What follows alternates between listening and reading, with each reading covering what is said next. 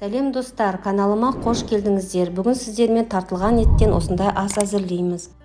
Бізге керек заттарымыз: тартылған ет, қаймақ, суда бұқтырылған күріш, томат, 2 дана пияз және картоп.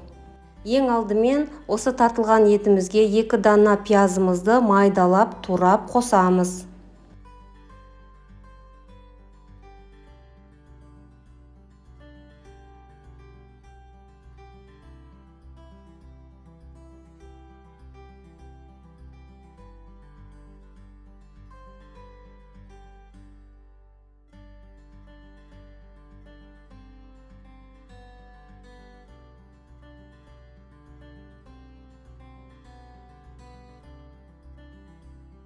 Пиязымыз туралғаннан кейін 300 грамм ыстық суда бұқтырылған күрішімізді қосамыз және тұз бұрыштарыңызды қалауларыңыз бойынша қосып шығасыздар.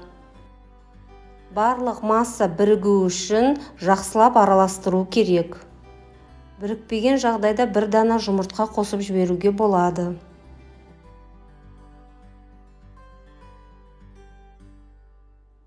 Массамыз жақсы бірікті, осындай шарик пішіндер жасап қоямыз. Аралары міндетті түрде осындай алшақ болуы керек.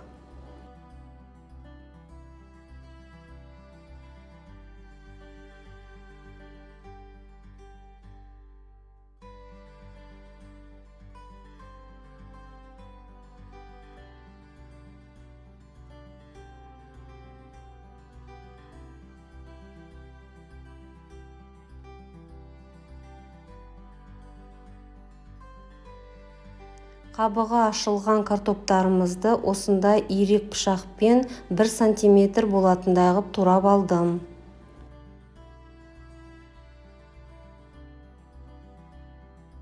Турап алынған картоптарды шариктардың араларына осылай саламыз.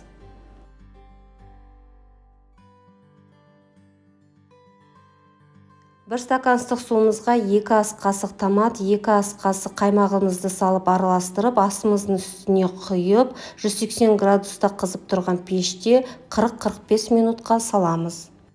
Асымыз 40-45 минут пісіп шыққанша ірімшігімізді үккіштен өткізіп қоямыз.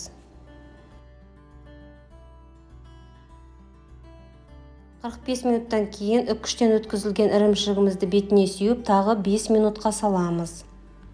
Осымен тартылған еттен жасалған асымыз дайын. Астарыңыз дәмді болсын. Сіздермен болған Нұржамал.